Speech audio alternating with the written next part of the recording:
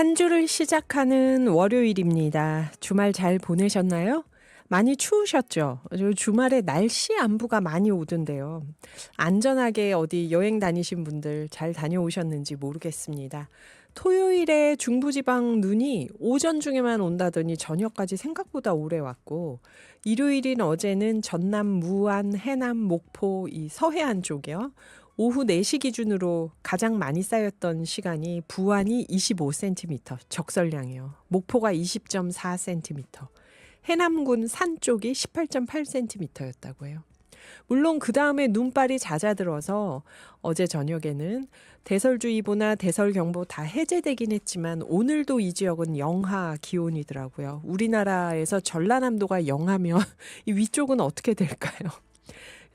금요일에 또 오동진의 시네마레터에 나왔던 오동진 선생님 토요일에 부산 가신다고 그날 뭐 날씨가 어떠냐 뭐 오늘의 기후 탓이다 뭐 여러 가지 얘기 막 말씀하다가 가셨는데 기상 악화로 비행기가 공중에서 많이 요동쳤다고 합니다. 승객들은 잘 모르고 그러려니 하는데 승무원분들이 막 사색이 돼서 다니니까 오동진 선생님도 이대로 다음번 오늘의 기후는 못 나가나 했다고 하셨다는데요. 결국은 김해공항에 무사히 착륙을 했다고요. 주말에 이런저런 날씨 이야기 제가 꺼낸 건요. 오늘 경기도도 오후 1시까지도 영하 기온이었고 지금 퇴근길도 다들 추우시죠? 대중교통 이용하시는 분들 꼭 마스크 쓰십시오. 주말에 저희 집에서 저랑 같이 사는 어떤 분이 강원도를 다녀오더니 감기가 폭 걸렸더라고요. 그래서 이번 주말 날씨가 많이 힘들었구나 하고 짐작했습니다. 건강하게 한 주 보내시기 바랍니다. 자, 오늘도 기후위기 시대를 건너가는 상상력을 드립니다. 모두의 내일을 위한 오늘의 기후. 지금 출발합니다. 기후 톡파원. 기후와 함께 시민들이 전하는 다양한 이야기 나누는 시간입니다. 오늘은 올리브님 사연으로 함께 합니다. 제목, 잡초인 줄 알았던 꽃이 가르쳐 준 것.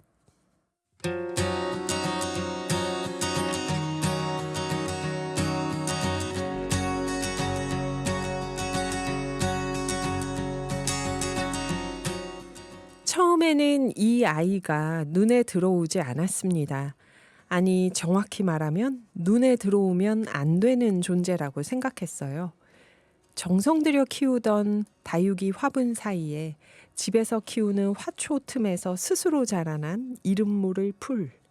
저는 그걸 잡초라고 불렀습니다. 쓸데없고 다른 화분의 영양분을 뺏을 것만 같고 괜히 자리를 차지하는 존재라고 여겼거든요. 그래서 보이는 족족 주저없이 뽑아버렸습니다. 그런데 어느 날 다 뽑았다고 생각한 그 자리에 시선이 멈췄어요. 아주 예쁜 꽃이 피어 있었습니다. 이렇게 예쁜 꽃이었어? 연한 분홍빛 꽃잎이 햇빛을 받아서 반짝이고 있었어요.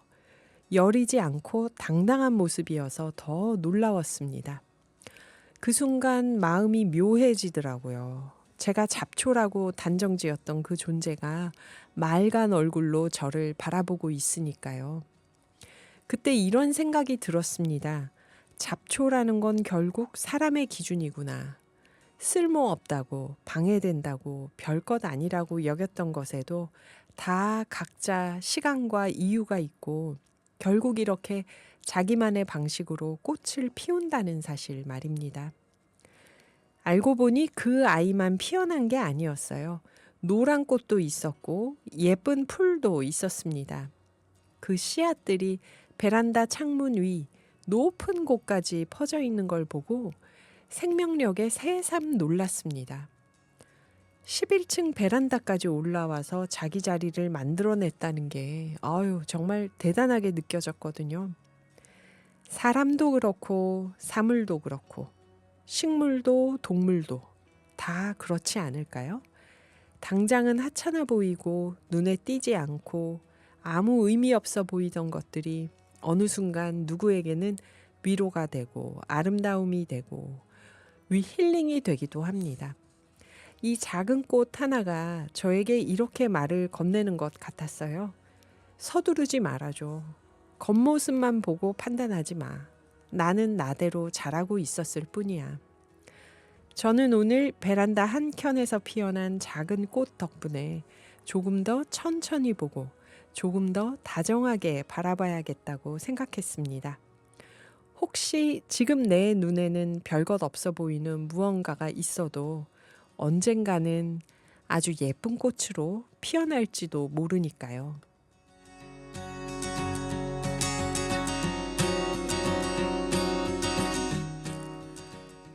저는 잡초라고 하셔서 보도블록 사이에 핀 작은 꽃 이런 걸 상상했거든요.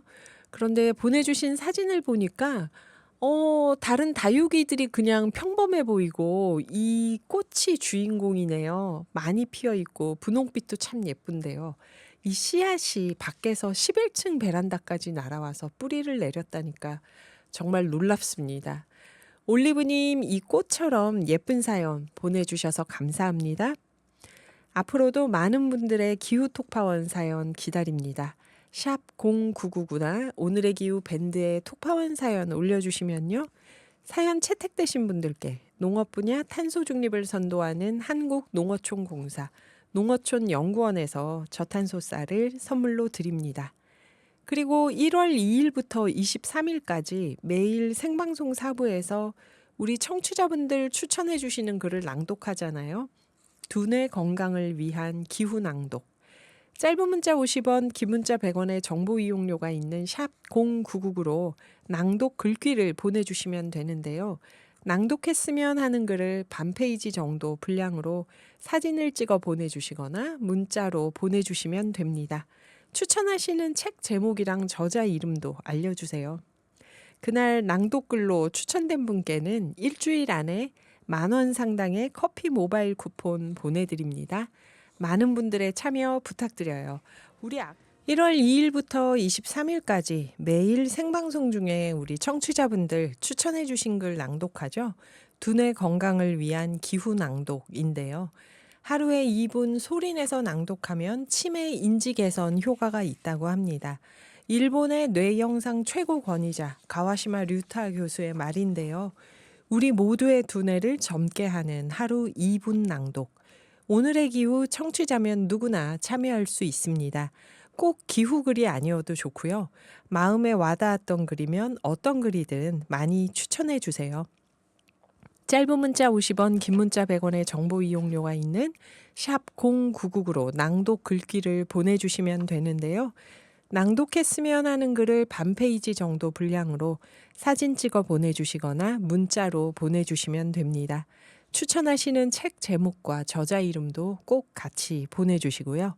매일 4부에서 한 분의 글을 낭독하고 그날 낭독글로 추천된 분께는 일주일 안에 10,000원 상당의 커피 모바일 쿠폰 보내드립니다. 많은 참여와 호응을 부탁드릴게요. 중복 당첨 가능하니까요. 한 분이 여러 편 보내주셔도 됩니다. 오늘은 1월 12일 월요일 7번째 사연이네요. 벌써. 김경민 님이 추천하신 글입니다. 먼저 홍소영 작가님 전화 연결해서 오늘 왜 이 글을 낭독글로 선정했는지 좀 들어볼까요? 안녕하세요. 안녕하세요. 오늘의 기호 홍 작가입니다. 네네. 오늘 선정해 주신 글은 어떤 책인가요? 네, 오늘의 글이 실린 책은 김형수 작가의 삶은 언제 예술이 되는가인데요. 이 책은 문학이란 무엇인가라는 질문에서 출발하는데요. 문학을 특별한 재능의 영역으로 두기보다 자기 자리에서 자기 삶을 진지하게 바라보는 태도가 어떻게 문학으로 이어지는지 알려줍니다. 시인이면서 소설가 또 평론가인 김형수 작가는 이 책에서 삶과 글쓰기가 닮아 있다고 말하고요. 우리가 살아낸 경험 하나하나가 언어를 만나는 순간 예술이 될 수 있다는 걸 쉽게 풀어냅니다. 읽고 나면 저절로 글을 쓰고 싶어지게 된다는 그런 평이 많이 보이더라고요. 네네. 이 글을 고른 특별한 이유가 있을까요? 네. 저희가 학교 다닐 때 이 시는 서정시다. 또 글의 성격이 서정적이다. 이런 문학 용어 배웠잖아요. 네, 네네. 오늘은 그 서정이 정확히 뭔지를 한 장면으로 보여주는 글입니다. 작가는 어느 겨울날 눈보라를 헤치고 출근하는 장면을 이렇게 생생하게 보여줘요. 그 순간이 계기가 돼서 고향집 어머니에 대한 그리움이 막 솟구치는데요. 그렇게 마음의 균형이 흔들리는 상태, 바로 그 정서 불안의 순간을 서정이라고 말해줘요. 음. 독자는 그동안 막연히 알고 있긴 했어도 뭔가 정확히 설명하기는 어려웠던 서정의 뜻을 이 장면을 통해서 바로 이해하게 되죠. 그리고 이 글에는 글 자체에도 어떤 그런 아름다움 같은 게 있어요. 그러니까 음. 그리움이 솟구치기까지 이르는 그 과정이 점진적으로 막 빌드업 된다 그러죠. 저도 같이 감정이 고조되는 거예요. 그러다가 마지막에 "이걸 서정이라고 합니다." 딱 이렇게 끝내는데 이게 그냥 단지 설명하는 문장이 아니라 이 글을 완성하는 활용 점정처럼도 저는 느껴졌어요. 네네. 좀 과할지 몰라도. 음. 그래서 "이걸 서정이라고 합니다." 이게 없었으면 어쩌면 저한테는 이 글은 좀 평범했을지도 모르는데요. 네. 근데 사실 저는 이 책은 뭐 보내주신 이 발췌문을 본 게 전부라서 이 글의 앞뒤로는 어떤 게 있는지를 몰라요. 근데 이 글만 본 건데도 읽자마자 이렇게 뜨거운 게 올라오면서 눈물이 나더라고요. 엄마도 막 보고 싶어지고요. 그러니까 음. 사람은 언젠간 자기 밥벌이를 하고 살아야 하는 고독과 외로움의 세계로 뚝 떨어지게 되잖아요. 내가 나를 온전히 책임져야 하는 그런 날이 오고야 마는데요. 겨울날 타지에서 억지로 몸을 일으켜 출근길에 나서야 할 때 차가운 공기만으로도 몸이 막 움츠러드는데 거기에 앞이 안 보일 만큼 눈보라가 치고 또 내 몸속으로 차가운 게 막 들어온다면 저라도 눈앞에 엄마가 환영처럼 나타날 것 같아요. 그래서 그 눈발 날리는 세상이 뭐 어쩌면 우리 인생의 기본 배경일 수도 있겠죠. 그래서 누구나 알고 있는 이 감정을 나누고 싶어서 골라봤습니다. 네. 삶은 언제 예술이 되는가 김영수 작가님의 이 책을 굉장히 많은 분들이 추천했었어요. 문학하는 분들이 공부하는 분들이. 오늘 이 네. 책을 만나니까 아주 네네. 반갑네요. 저도 이불 밖으로 나올 때마다 망설이는데 홍 작가님도 그러시겠죠? 그래서 저는 더합니다. 그래요. 네. 오늘도 고생하셨습니다. 감사합니다. 예, 내일 또 뵙겠습니다. 네. 감사합니다. 자, 지금까지 홍소영 작가님이 오늘 두뇌 건강을 위한 기후 낭독 글을 선정한 이유 들려주셨는데요. 그럼 이제 김경민 님이 추천하신 삶은 언제 예술이 되는가 여기 수록된 글을 낭독해 보겠습니다.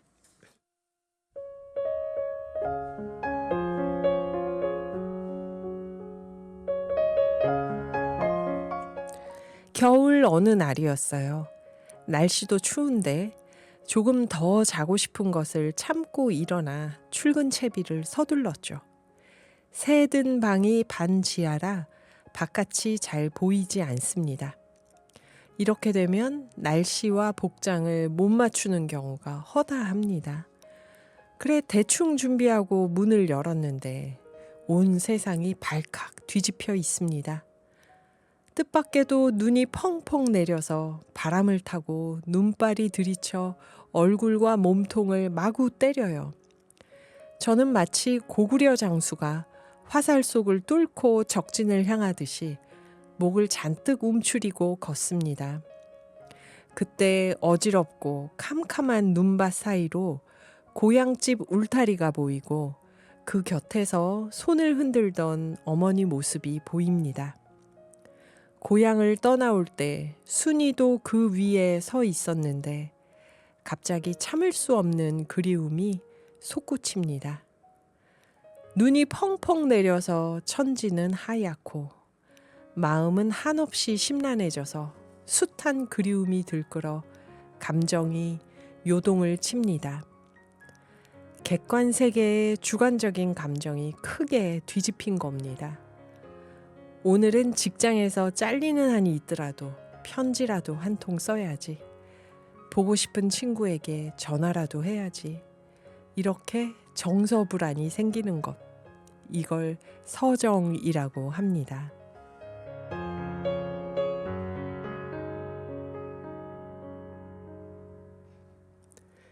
지금까지 김경민님 추천해주신 김형수 작가의 삶은 언제 예술이 되는가 함께 읽어봤는데요.